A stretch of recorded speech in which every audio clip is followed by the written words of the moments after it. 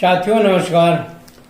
मैं आर के अमोल 24 चैनल पर आपका हार्दिक स्वागत है। वर्तमान स्थिति पर हम आपसे एक संक्षिप्त चर्चा करेंगे। एक बार बादशाह अकबर ने बीरबल को बुलाया और एक लकीर खींचने के लिए कहा। बीरबल ने लकीर खींच दिया। अब अकबर ने कहा कि बिना मिटाए इस लकीर को छोटी कर दीजिए। तो बीरबल ने कहा कि बिना मिटाए कैसे लकीर छोटी होगी। तो अकबर ने कहा कि अब जैसे भी होगी आप अपना दिमाग लगाइए। तो बीरबल ने क्या किया कि उसके सामने एक और बड़ी लकीर खींच दी। लकीर छोटी हो गई। अब आज की परिस्थिति में लीजिए तो लकीर छोटी करने के लिए तोड़ फोड़ किया जा रहा है, ठोको कार्यक्रम चलाए जा रहे हैं, बुलडोजर चलाए जा रहे हैं और तरह तरह की भाषणबाजियां हो रही हैं कि लकीर छोटी हो जाए। लकीर छोटी होगी मिटाएंगे लकीर तो मिटा करके छोटी कर सकते हैं।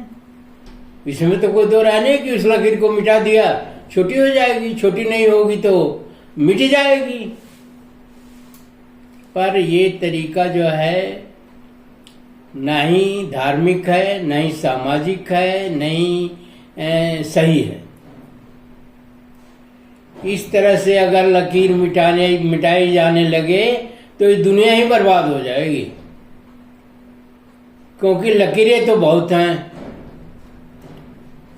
मेरा कहने का तात्पर्य है कि मस्जिद गिराने से या कोई अन्य धार्मिक स्थल गिराने से मंदिर का महत्व नहीं बढ़ जाएगा। किसी हिंदू मुस्लिम करने से कोई हिंदुओं का महत्व नहीं बढ़ जाएगा और न ही हिंदू बड़े हो जाएंगे। ये तो एक फ्रस्ट्रेशन है, ये एक हताशा है, एक निराशा है, एक कार्य करने का गलत तरीका है। इससे ये प्रतीत होता है कि आप की सोच नकारात्मक है, या ऐसा भी सोचते हैं कि अगर औरंगजेब ने 10 मस्जिदें गिराई तो औरंगजेब ने अगर 10 मंदिर गिराए तो हम जो है 20 मंदिर गिराएंगे। ऐसा कथनों में भी आता है। ये तो कोई बात नहीं हुई, ना ही मर्दानगी की बात हुई, ना बहादुरी की बात हुई और न ही सामाजिक बात हुई और न ही धार्मिक बात हुई। ये तो एक दिमाग का फितूर है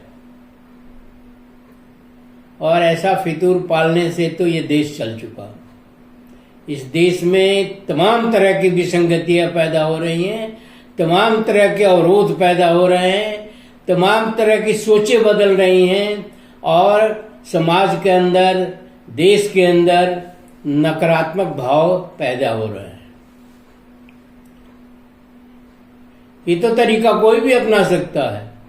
एक बाहुबली जो है किसी समाज का या किसी जगह का बाहुबली जो है कर सकता है, तो बाहुबली को तो मान्यता दिया नहीं जाता। ये तो देश का शासक करने लगेंगे तब ये समस्या खड़ी हो जाती है। संवैधानिक पदों पर बैठे हुए लोग झूठ बोलने लगेंगे, फरेब करने लगेंगे, तमाम तरह की व्यतिक्रम करने लगे तो समस्या पैदा होनी निश्चित है। ऐसी ही समस्या आजकल देश में चल रही है और बहुत तेजी से चल रही है, जिसका समाधान किया जाना चाहिए या इस तरह की कार्रवाई बंद की जानी चाहिए। अन्यथा देश का बहुत बड़ा नुकसान होगा। ये पीछे भी हो चुका है ये खेल और ये नकारात्मक काम, और अगर अब भी होगा तो देश जो है रसातल में जाएगा। पूरे देश में कोई काम नहीं हो रहा है, सिर्फ नकारात्मकता फैलाने के। कई मस्जिद की बातें, अरे इन मस्जिदों में क्या रखा है, इन मंदिरों में क्या रखा है? रखा तो आदमियों में है। ये आदमी ही तो पूजा करने जाते हैं मंदिर में और मस्जिद में। ये आदमी ही है जो सारी चीजों का संचालन करते हैं और सारी कार्रवाई संपादित करते हैं। जब आदमी नहीं रहेंगे या रहेंगे तो उसके अंदर एक दूसरे के अंदर खटास पैदा हो जाएगी और वो अंदर अंदर एक देंगे, गाली देंगे, तो ये तो कोई वातावरण सही वातावरण नहीं हुआ।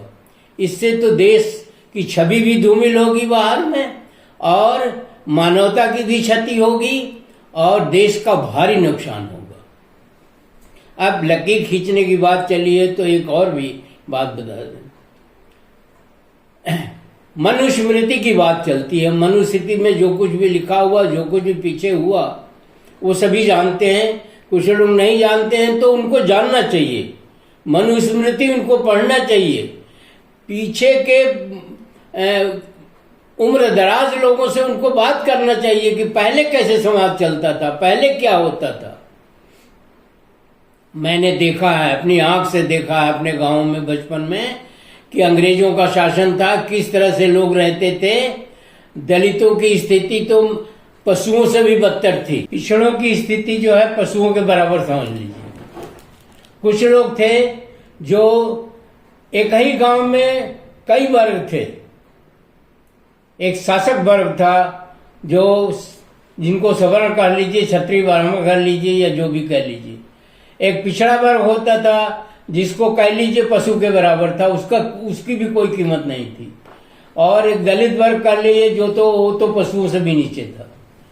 तो ऐसी स्थिति थी इस देश में।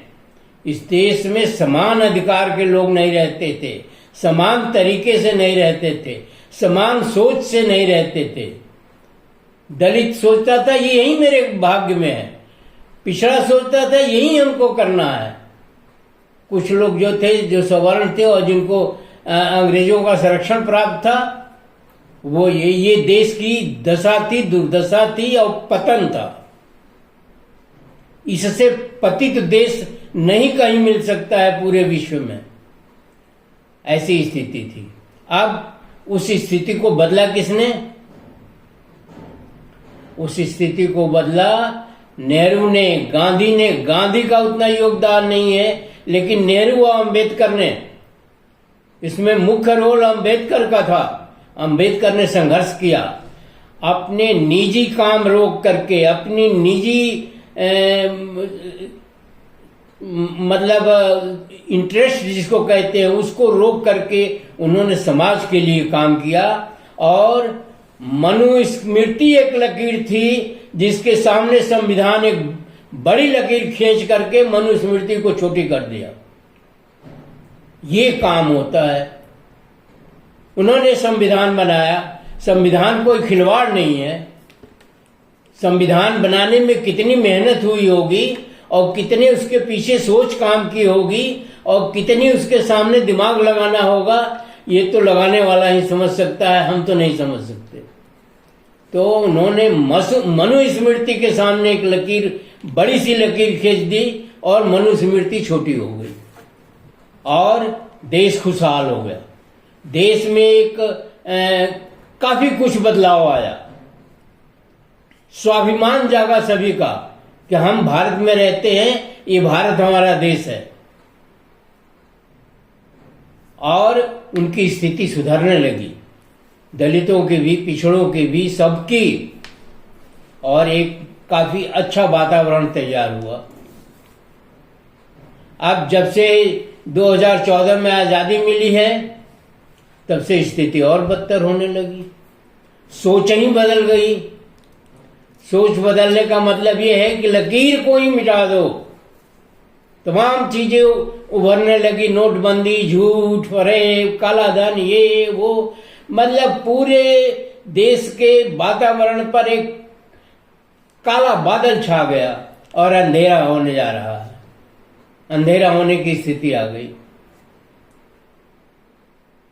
और कहीं कोई काम नहीं हुआ सिवाय जो है गलत डिबेट होते रहे, गलत वार्तालाप होता रहा और उसी में नोटबंदी आ गई, ये आ गया, वो आ गया, तमाम चीजें होती रही और देश जो है पीछे मुड़ने के स्थिति में आ गया। अब और आगे बात वो बढ़ रही है तो स्थिति और बिगड़ रही है। कोई संवैधानिक संस्था देश के अंदर काम नहीं कर रही है, चाहे जुडिशियल हो। जुडिशियल जो है भ्रष्टाचार में डूबी हुई है। क्या भ्रष्टाचार कम हुआ? कुछ नहीं कम हुआ, उसका स्वरूप बदल गया। ऐसी स्थिति में ये हम तो कहेंगे कि देश के अग्रणी लोगों को सोचना चाहिए हम कहाँ जा रहे हैं, किस बहाव में जा रहे हैं, किस धारा के साथ हम चल रहे हैं।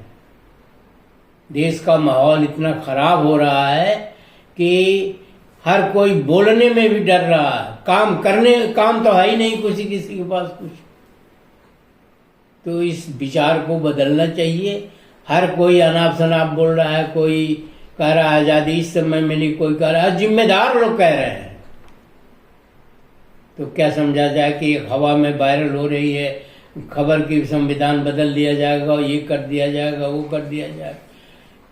लोगों की सोच को डाइवर्ट किया जा रहा है, हिंदू और मुस्लिम किया जा रहा है। अब हिंदू और मुस्लिम करने के बाद भी ईद में सुना है ईद का किट बांटा जा रहा है। तो अब क्या कहा जाए? यही कहा जाएगा कि अब पिछड़े दलितों की बारी है। ऐसी स्थिति में हम तो यही सभी से निवेदन करेंगे कि माहौल बदला जाए और स्थिति को संभाला जाए। और ये नकारात्मक बातें कि नेहरू दोषी थे, नेहरू का जमाना अलग था, नेहरू अलग परिस्थितियों में काम करते थे। आज की परिस्थिति में थोड़ी काम करते थे जो आप नेहरू को किसी को दोष देंगे। दोष देने का तो सवाल ही नहीं है, कोई दोषी नहीं है, सब अपनी परिस्थितियों में काम किए हैं। लेकिन देश कहाँ जा रहा है? मैंने 48 और 50 और 60 का दशक देखा है, जो रोज फैक्ट्रियां खुलती थी, लोग रोजगार के लिए भागते थे, पढ़ने लिखने, जब रोजगार मिलेगा तो पढ़ने लिखने की लालसा जगती थी और एक माहौल जो है सकारात्मक हो गया था। आपसे निवेदन करते हैं, आग्रह भी करते हैं कि वीडियो को आप ध्यान से पढ़ें। माहौल को बदलने में पूरी जनता का सहयोग चाहिए। सभी लोग मिल के माहौल बदल सकते हैं। नकारात्मक बातों का आप जो है विरोध करिए। और आपके पास ये भी ना भूलिए कि आपके पास वोट की ताकत है। वोट की ताकत का इस्तेमाल करके आप माहौल बदलने में सहायक हो सकते हैं। तो वोट का इस्तेमाल भी बहुत सोच समझ के करिए। रुपये पैसे 2 4 10 हजार 20 हजार 50 हजार किसी काम नहीं आएंगे। और अगर माहौल नकारात्मक हो गया तो आपकी अगली पीढ़ी तो डूब जाएगी। वीडियो को आराम से पढ़िए, ध्यान से पढ़िए और अगर उसमें कोई दिक्कत हो तो हमें कमेंट बॉक्स में अवगत कराइए, मैं भी अपने अंदर सुधार करूंगा। और इसी के साथ वीडियो समाप्त करते हैं। वीडियो को सब्सक्राइब, लाइक और शेयर करना न भूलिए। धन्यवाद। जय हिंद, जय संविधान, जय भारत।